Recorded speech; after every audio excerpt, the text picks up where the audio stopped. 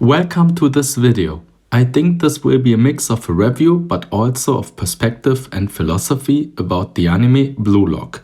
Before we dive in properly, just a few facts. Blue Lock is a manga by Monoyuki Kaneshiro, story, and Yusuke Nomura, art. It started in 2018, so it's still new. The anime adaptation of the first season aired from 2022, and the second season is now available on Netflix as well. This review will only refer to the first season. The story revolves around an extreme experiment by the Japanese Football Association. Without spoiling too much, 300 of the country's best young strikers are locked inside a sealed facility called Blue Lock to create the most egoistic and strongest striker in the world. The core belief is that every World Cup winning nation has always had special, ego-driven strikers and top players, and Japan is missing exactly that. That's why change is needed. This crazy setting and the unusual philosophy behind it are what make Blue Lock so special. And that's what we're going to talk about now. Just a quick note on the technical side. I'm not going to talk too much about how cool the animation is or how the openings are designed. Fact is, the animation is incredible, outstanding. I think the art style is genius. From a stylistic point of view, Blue Lock looks great. An overall composition of the setting is fantastic. I find it really convincing, stand out. But I won't keep repeating that. Technically, it's gorgeous. I want to talk much more about what makes this anime different, about the places where you might think, oh, it's just another soccer anime, another sports anime, following the same old paradigms and stories. But it's not. It's different. How far does it go into ideas about soccer, but also about actual life? It's not just about team spirit at first, so that comes indirectly, but about selflessness and of course about an honest form of egoism that exists inside every human being. Blue Lock is about a rather crazy, psychologically intense coach who, as I already said, throws 300 young strikers into a kind of psychological experiment. He wants to shape them into the best striker in Japan and, of course, of the world too. And then there are the characters. These ideas are completely in a different ways with a bandwidth spectrum with completely different motivations and drives. I think the ones that stand out the most and who I would call the main character are Isagi as the protagonist and Nagi as the second main character. Isagi and Nagi. So ready? Let's dive in. What's the core of it all? Jinpachi Ego is no ordinary coach. He's more like a sports philosopher with extreme views and demands. His thesis is brutal and simply at the same time and uncomfortably true. Japanese soccer is too team-oriented, too harmony-focused. The fact is, Japan has never won a major title, no World Cup, and has never even come close.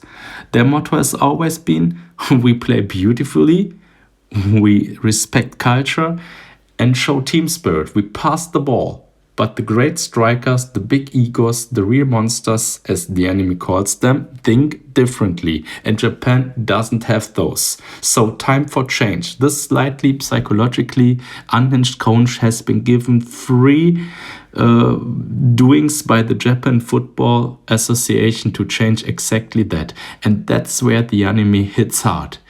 Ego doesn't simply say, so Ego is the name of the coach. He doesn't simply say, be assholes. He says, stop suppressing your own desires just so that everyone else can be happy. That's the core of Blue Lock. It's not a pure every man for himself battlefield. It's a mix of different factors that Ego puts together.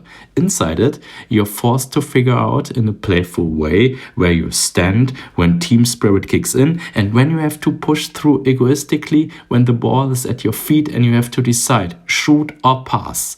And this is exactly where the anime becomes incredibly human and philosophical. Every single one of us has situations in life where we, metaphorically, pass the ball. We say better to keep the harmony instead of I want this. We sacrifice our own strength far too often so we don't hurt anyone else or simply so we can belong. Blue Lock asked the question, what if exactly that is the reason we never reach out our full potential? What if true team ability only emerges when every player is egoistic enough to push their own weapons and talents to the absolute maximum, and only then decides how to deal with the team, how to combine egoism and team spirit, how to balance holding back one's own needs with seeing and serving the needs of others. This exciting combination is what makes Blue Lock so special.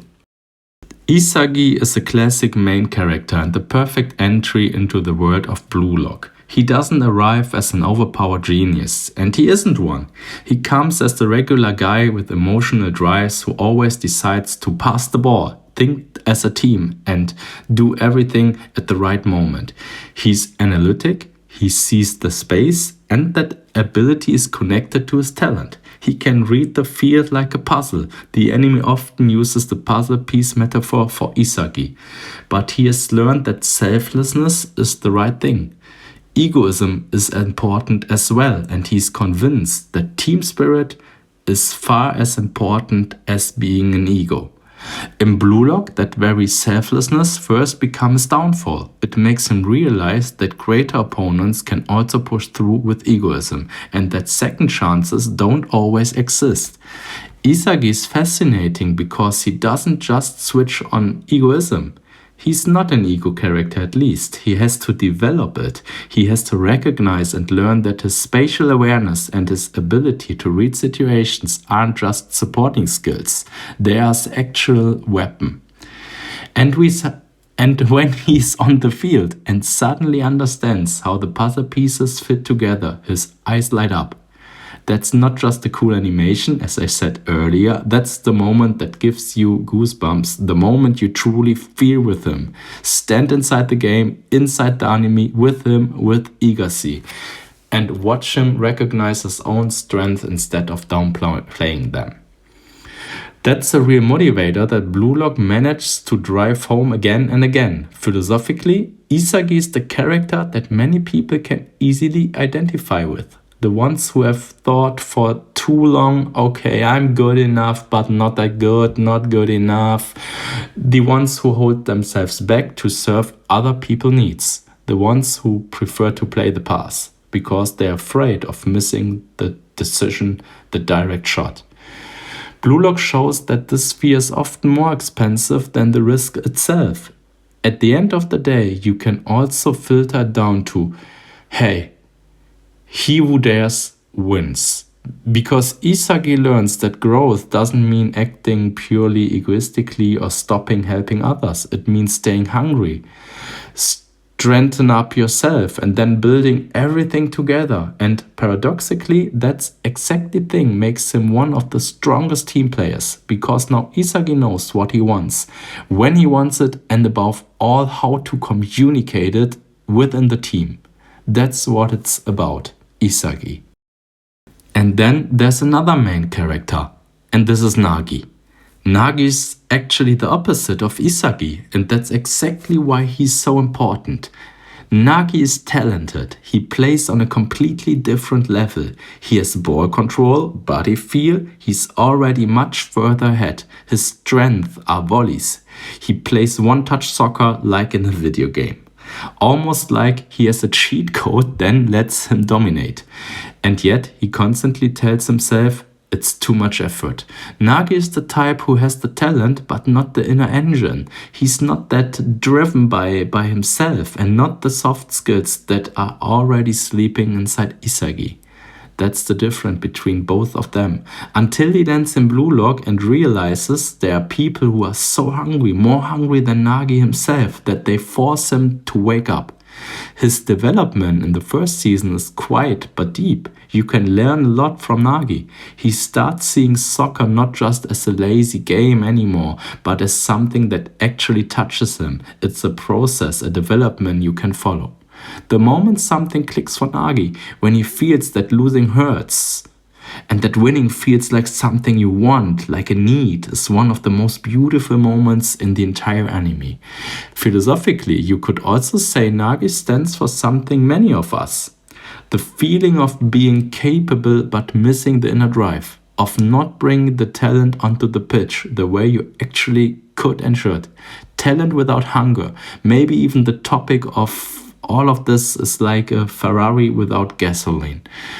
Brulock asks, hey, what does it take for someone who has everything to suddenly want? I repeat that.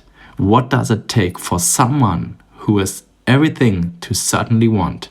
And the answer is often contact with or network with someone who already has the fire, someone who stands in a different position in life on the field. That's why Isagi and Nagi harmonize so well together. They complement each other perfectly. One thinks and grows. The other has the raw material, the talent, and the foundation to keep learning and to start wanting it. In Blue Lock is an incredible variety of other really exciting, well-written characters. You get every possible type of personality, from characters who don't believe in themselves and are full of insecurity, all the way to characters who are already brutal egos. The entire spectrum of these human traits is shown and represented in Blue Lock. Even though Ego, the coach, wants to strengthen egoism and personality, it's not as simple as you might think. It's not that pure egoism is better, that would be stupid. Pure egoism sabotages. You learn that just as clearly as you learn that extreme selflessness and an overly service-oriented team mindset also fail. The real key is finding the chemistry, the balance, finding that optimal sweet spot when two strong egos meet on the field and instead of playing against each other, start using each other and fighting for each other for the same goal. Then something emerges that is true greatness, something bigger than magic, and that brings the victory.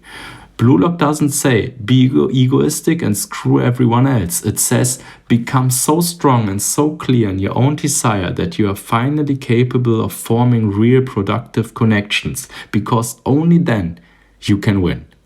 And that's the ultimate philosophical point.